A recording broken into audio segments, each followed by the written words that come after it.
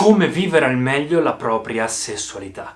Ciao a tutti ragazzi, benvenuti in questo nuovo video, io sono Marco Delia, sono stato ex Mr. World Italia, quindi lavoravo nella moda full time e invece adesso quello che faccio è documentare il mio percorso sui social media di crescita, prima era esteriore, adesso è anche interiore e siccome sto lavorando tanto su me stesso, provo a documentare questa cosa sui social media, accendo la videocamera e parlo e magari può essere utile a qualcuno di voi. Quindi se volete darmi un'occhiata anche su Instagram oppure se avete qualsiasi domanda, sono apertissimo per qualsiasi cosa. Oggi voglio parlare invece di un argomento un po' più complesso, è qualcosa che so che non piace a tutti, è un argomento un po' tabù, però proprio perché è un argomento tabù, secondo me serve qualcuno che ne parli in modo un po' più approfondito, ed è la sessualità, soprattutto la sessualità maschile. Perché? Perché la sessualità maschile è qualcosa che al momento, nel 2024, è molto lasciata lì. Proprio lasciata lì, non se ne parla, anzi è quasi un rischio parlarne, non è bello e non è qualcosa di piacevole.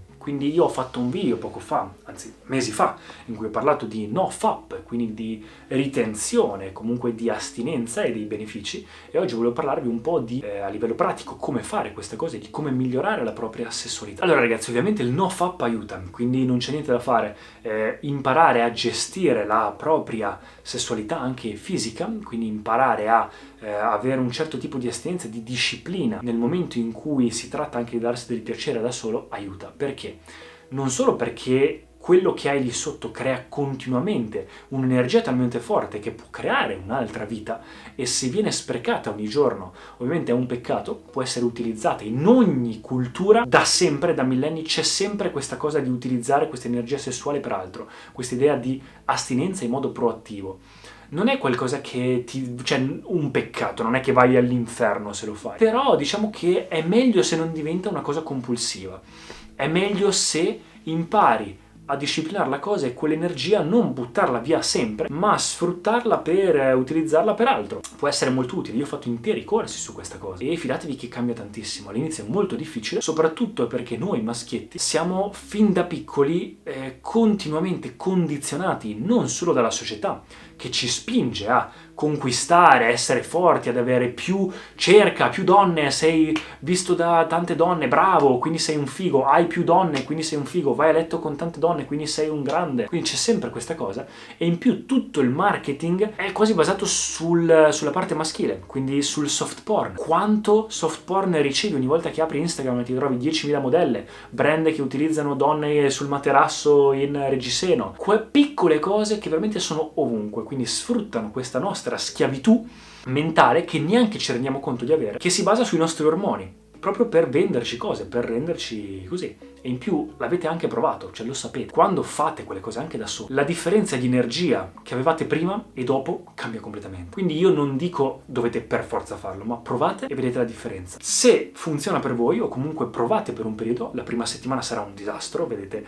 cose ovunque, ma dopo 2-3 settimane iniziate veramente a non essere più schiavi di quella cosa e vi accorgete di quanto eravate dentro a una sorta veramente di schiavitù mentale, di quanto la gente attorno a voi continua a opprimervi con questa sessualizzazione continua, quanto siamo sessualizzati, quanto siamo identificati con l'essere maschio e femmina, e quindi che in realtà, e il problema è quello, è che la nostra parte riproduttiva non è più solo riproduttiva e fisica, ma ci è entrata in testa, ed è quello il problema. Il problema è nel momento in cui non è più una cosa consapevole, ed è quello che è, ma è una cosa mentale, ci entra in testa e diventa una cosa esistenziale. Quindi quello è il problema. Quindi non solo c'è la parte genetica, che ovviamente noi siamo portati ad avere questa idea di riproduzione continua, di conquista, ma anche la società non ci aiuta per niente. E in più maschio e femmina funzionano proprio in modo opposto. Quindi ad esempio il maschio che è più estetico, quindi il maschio vede più la parte esteriore prima e quindi apprezza un partner per quello. La parte invece femminile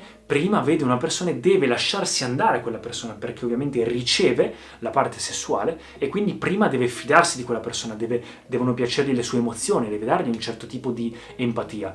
Quindi invece il maschio che vorrebbe solo conquistare più cose possibili deve fare 1000 cose, anche dal punto di vista sociale, per poter arrivare al suo obiettivo. Quindi anche c'è questa cosa per cui c'è questa lotta continua dentro la testa del maschio, soprattutto dai 12 ai 25 anni, quando gli ormoni sono al massimo, in cui hai dentro di te questa lotta continua di sì, ma la società mi spinge a fare queste cose, ma allo stesso tempo non lo accetta, perché non è bello in realtà. Non ti senti al massimo, ti senti un po' schiavo di queste cose, però ti senti che è la cosa da fare. Quindi sei un po' in un limbo in cui sei così, e in più ti accorgi che, dopo un po' ti accorgi, perché all'inizio non lo sai, non sei consapevole di queste cose, che le ragazze o comunque la parte femminile funziona all'opposto. Quindi quando sei alle medie mi ricordo che senti sempre parlare i maschi sono tutti uguali, sono tutti bastardi, pensano sempre a quello.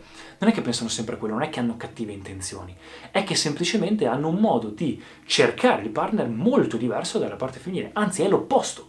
E all'inizio non si capisce questa cosa quando si è giovani, e quindi la donna non capisce l'uomo non capisce la donna, e quindi c'è questo misunderstanding in cui l'uomo fa di tutto per conquistare, cioè subito a livello estetico gli piace qualcuno, vuole andarci, e magari poi quando ci è andato ha un attimo di distacco, perché proprio a livello biologico c'è il distacco, e invece la ragazza che prima ha bisogno della parte empatica e sentimentale, invece quando si è lasciata andare fino ad arrivare alla parte fisica, invece si attacca di più, perché anche a livello biologico la donna è più portata a essere a attaccarsi a qualcuno che può difenderla durante la parte riproduttiva, perché adesso lo facciamo per piacere, ma fondamentalmente si tratta di riproduzione. Quindi mentre l'uomo ha bisogno di spargere, ragazzi, trattate quello che dico con le pinze, ma cercate di capire quello che voglio dire, ha bisogno di spargere il proprio seme, perché se creiamo miliardi di spermatozoi ogni giorno c'è un motivo. Se invece viene creato un seme al mese per la donna c'è un motivo, perché deve scegliere il partner corretto che poi va anche a proteggerla durante il parto. E invece l'uomo è il contrario. Nel momento in cui finisci hai anche bisogno di allontanarti, proprio perché